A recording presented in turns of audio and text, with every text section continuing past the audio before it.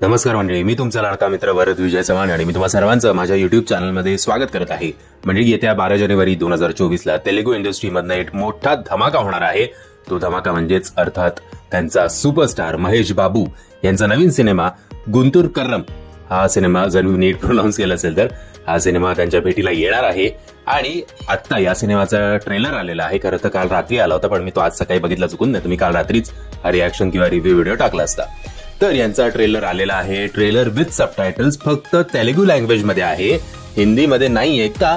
कारण you know Bollywood can't afford Mahesh Babu, त्यामुळे त्यांनी पॅन इंडियन लेवलवर त्याचं जाणं जे आहे ते बहुतेक राजामौली बरोबर त्याचा जो आगामी प्रोजेक्ट आहे त्याच्या थ्रूच होणार आहे। आता तरी त्याचा काही इंटेन्शन दिसत नाहीये पॅन इंडियन लेवलवर एक सिनेमा रिलीज करण्याचा। तो तेलुगू इंडस्ट्री बरोबरच खुश दिसतोय ओव्हरऑल।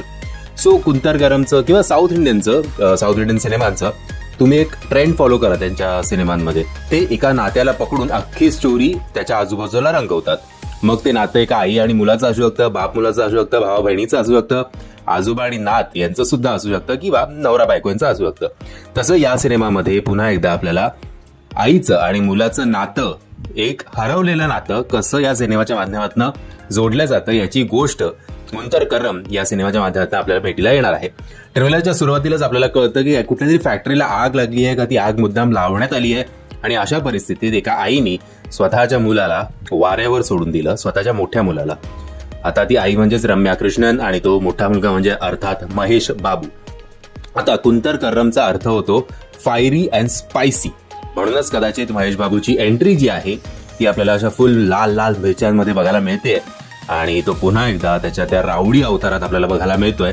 म्हणजे दिसायला तो कितीही पॉलिश तांदूळ वाटत असला तरी तो विडीच फुकणार आणि तो टपोरी थोडा आणण्याचा, किंवा अगदी टपोरीने आता पाणी म्हणजे मला वाटतंय पाणी म्हणजे प्रकाश राज ही जी व्यक्तिरेखा आहे पाणी यांची, त्याच्यामुळेच हे सगळे कांड झालेले आहेत आणि पाणी आणि महेश बाबूचा आता मोठा पंगा होणार आहे।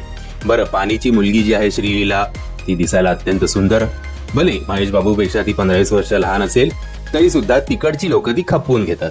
हेच जर शाहरुख खाननी किंवा अक्षय कुमारनी हिंदीमध्ये केलं तर सगळ्यांचे लगेच डोळे मोठे होतात की अरे एवढा एज डिफरन्स असून हिरो हिरोईन कसं। सगळीकडे तेच चालू आहे, जरा आजूबाजूला बघा जग किती सुंदर आहे ते असो। तर ह्या दोघांचं प्रेम प्रकरण अर्धवट या ट्रेलरमध्ये जातं आणि मुलीला पटवून हा बापाचे कसे नाकी नऊ आणतोय याच्यावर एकंदरीत हा सिनेमा आधारित दिसतोय, कारण आजूबाजूला त्याचा तो बिझनेस पण डिस्ट्रॉय करत असेल। आता ट्रेलरमध्ये किंवा कुठल्याही साऊथच्या सिनेमांमध्ये सगळ्यात महत्वाचं असतं ते म्हणजे त्यांचं ऍक्शन सीन, त्यांचं हिरोइझम आणि त्यांचं बॅकग्राऊंड म्युझिक सुद्धा। या सिनेमाची गाणी युट्यूबवर अवेलेबल आहेत, सगळी गाणी चांगली झालेली आहेत। खास करून मदर पेटी, जर माझं प्रोनाउन्सिएशन परत चुकत असेल तर माहिती आहे, ते गाणं सुपर्ब आहे। आणि या ट्रेलरमध्ये पहिला भाग निघून गेल्यानंतर ट्रेलरचा जे तुम्हाला बॅकग्राऊंड म्युझिक ऐकायला मिळेल त्यांनी तर करतात बाबा, ते त्यांच्या काहीतरी वेगळंच आहे त्यांचं लेवल म्युझिक आणि या सगळ्या गोष्टींचं आणि ऍक्शन सिक्वेन्सचं आणि हिरोइझमचं। त्याच्यामुळे आपोआपच शिट्ट्या आणि टाळ्या वाजतीलच। ट्रेलरच्या एंडला आपल्याला पुन्हा एकदा दिसतं की आईची सावली पडलेली आहे आणि त्या सावलीला बघून महेश बाबू जो आहे तो इमोशनल होतो। सो ट्रेलरच्या किंवा सिनेमाच्या एंड पर्यंत हे मायलेज आहेत ते एकत्र येणार, याच्यात काही शंका नाहीये। बट ओव्हरऑल ट्रेलर वाईज बघायला गेलं तर कसा एक ट्रेलर असावा याचं उत्तम उदाहरण हा ट्रेलर आहे। हालाकी 12 तारखेला येणारा धनुषचा जो कॅप्टन मिलर आहे त्याचा ट्रेलर सर्वोत्तम होता, त्याचा सुद्धा आपण रिव्ह्यू व्हिडिओ केला आहे। तो जर तुम्ही बघितला नसेल तर त्याची लिंक मी तुम्हाला खाली डिस्क्रिप्शन बॉक्समध्ये देतोय।